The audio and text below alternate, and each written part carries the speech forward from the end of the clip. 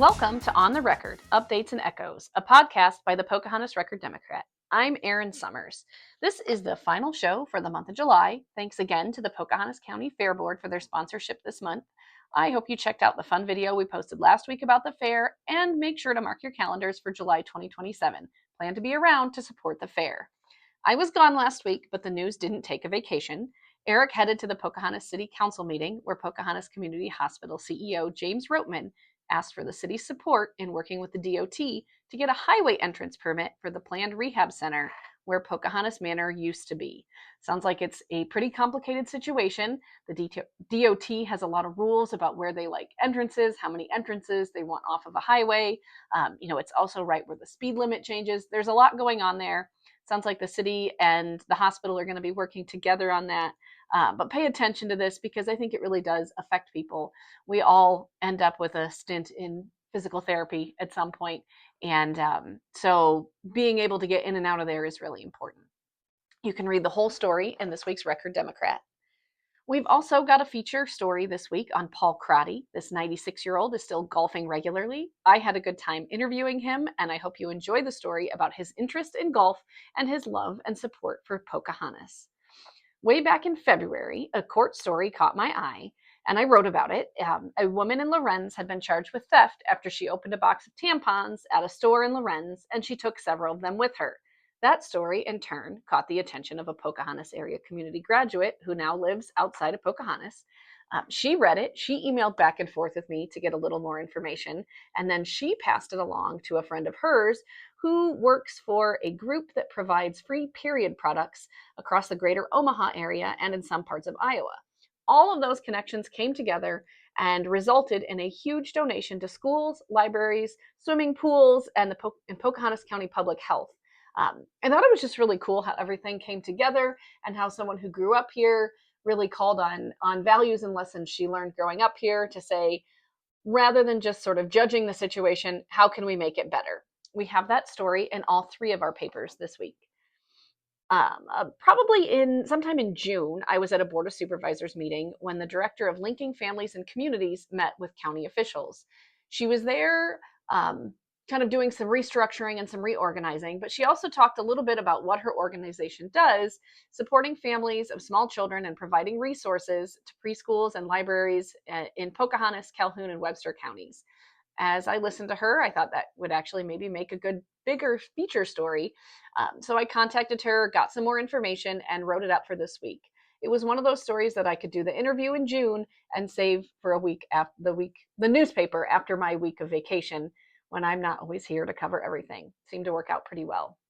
That story should be in all three of our papers this week.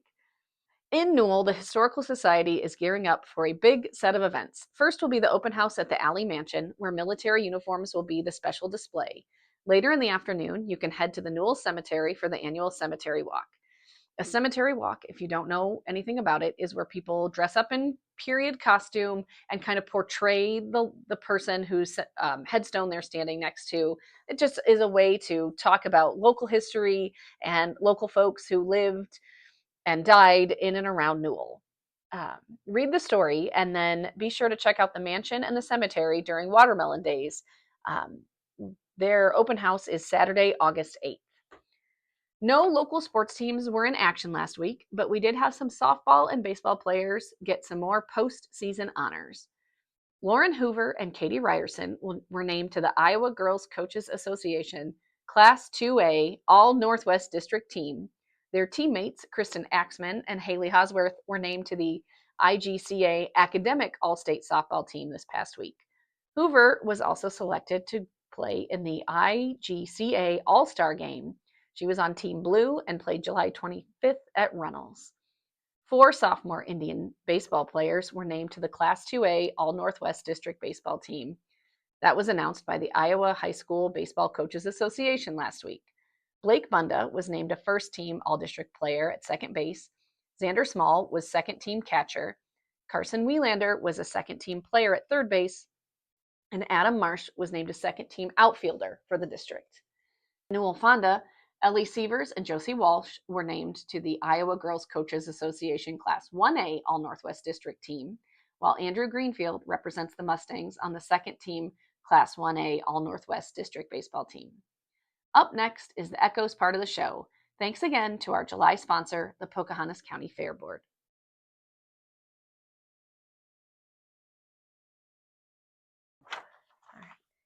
All right, welcome to the Echoes part of the show. I'm Erin Summers, and this is Sandy Rutherford. I have in front of us a page from the Lorenz Sun from August 11th, 1932.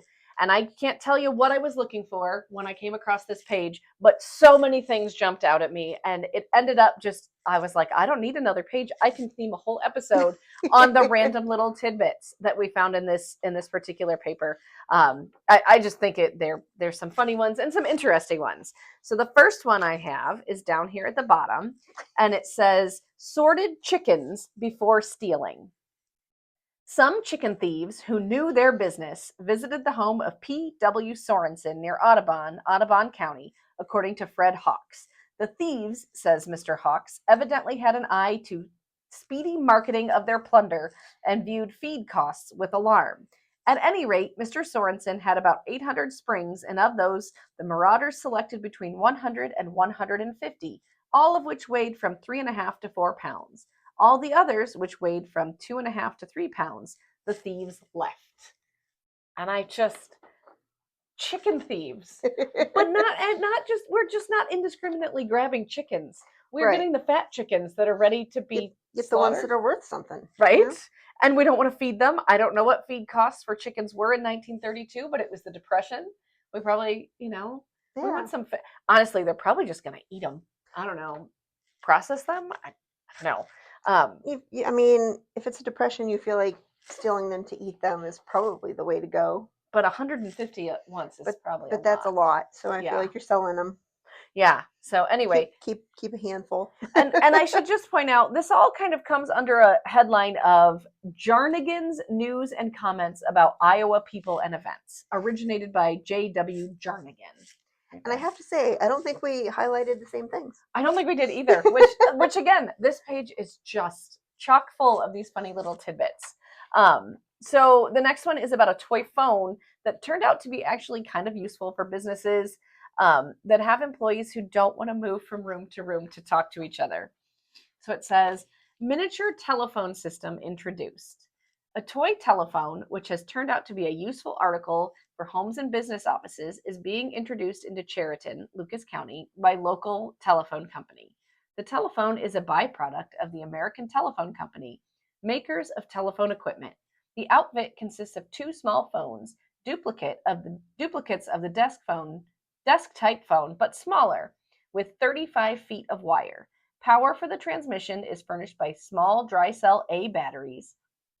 The device, originally intended to amuse children, is of great value as an extension service from room to room. A buzzer, operated by pushing a button on the phone, notifies the person at the other end of the wire that someone is calling. The voice is transmitted as clearly as over a regular telephone. So the precursor to the intercom. The precursor to the intercom. And as I read it, I thought about the times that you and I email each other literally from 15 feet apart. Although that is mostly creating paper trails of like, this email went to me, it should actually go to Sandy. But also sometimes we just need to say things that can't be said out loud. Yeah. Or I know you're busy, but I don't want to forget this. Yeah. Those are, So I just, even today in a room, where we're sitting next to each other, you don't always speak out loud or move from desk to desk. So I thought that was kind of funny. Can I just say, we use a lot of AA batteries or AAA batteries, but an A battery. As I read that, I thought about that as well. I'm like, wait, are there A batteries? I never used them to know. I don't know, but I should have looked that up, but I didn't. But I was thinking about that too. The kids needed some AAAs this weekend, and I was like, AA is bigger than a AAA, so how small is a single A? But shouldn't that be bigger than a AA? Yeah, is that somewhere between? I don't know. And then there was another phone article here that I thought was kind of interesting, and it was maybe kind of a precursor to Zoom court hearings. Oh, okay. It says, the headline is Administers Justice by Phone. 2 men were fined by long-distance telephone one day recently from the Office of Justice of the Peace, Hazlet at Red Oak, Montgomery County, according to Ralph Overholser. A truck driver employed by a firm in Nebraska City, Nebraska, was arrested for operating a truck and trailer on one license, and his employers agreed to appear in the justice's court. When they failed to arrive, Justice Hazlett called them by long distance and fined them $10 and costs, ordering them to send him the money by return mail. Another truck driver was arrested for having his truck overloaded, and the same situation arose again. When the Sioux City employees failed to send a representative, the justice once again, the copy is not great here, but he picked up the phone, and this time the fine was $50. So, I mean, it was probably the first time you could sort of remotely track down people. Before, if you just skipped court and didn't go back into that jurisdiction, what were they going to do? Well, true. Now they're tracking you down. But also, like, I'm sure that got challenged in court. Is that legal? I wasn't there. Yeah. All kinds of things. But I thought that was interesting. And then the last one that I highlighted, the headline is Prosperity Came, Went Suddenly. The much talked of depression seemed for a time to have come to an abrupt end for a couple of youngsters in Ida Grove, Ida County, the other day. The boys picked up a girl's handkerchief and found more than $58 wrapped up in it. Wow. Yeah. And considering one of those court fines was just $10 and that other story, Yeah. 58 must have been a decent amount of cash. The boys' first impulse was to take it to the local newspaper office, to advertise that they found it. But they decided that the age-old law, finders keepers, was good enough for them. After calling a few friends to join the party, they treated themselves to an immense number of hamburgers, ice cream, candy, cookies, etc., and invested a handful of pennies in slot machines. Finally, when they were purchasing some air rifles, a .22 repeating rifle, and a supply of ammunition, the merchant's eye fell on the huge roll of bills they produced, and he quickly broke up the celebration. The owner of the money was found. He recovered $40.70. So they spent a good chunk of that money. We're having a good time. They were. Anyway, I just thought they were people funny. Don't wave your money around and people wouldn't know. Right, kids are dumb. I mean that kids are dumb. Yeah, so those were the ones that I found, but you have some more highlighted. So I had a couple just ahead of the Jarnigan's news. Okay. There was a deadly diseases. Mm-hmm. It says 4 great killers of mankind, as listed by the United States Public Health Service, are heart disease, kidney disease, cancer, and pneumonia. And I just thought, nothing's changed. Nothing has changed. Yep, those are all generally. That's why I highlighted, and then right under it, Valuable Volume, the first edition of John James Audubon's The Birds of America, published in 1832 to 1830, is today valued at $12,000. Wow. So a book, which in today's money would be $300,000. I can imagine that. I mean, that's a very famous book. But I am not in my bird watching era, but I hear that's another option once we hit our 40s. Wow, that's a lot of money for a book. Especially during the Depression. Right. Yeah. Somebody had money to burn. Not anybody else in these stories. But. And frightened kidnappers with toy guns. Okay. So Lewis Patterson of Algona, Kossuth County, is indebted to a toy pistol for his freedom from kidnappers.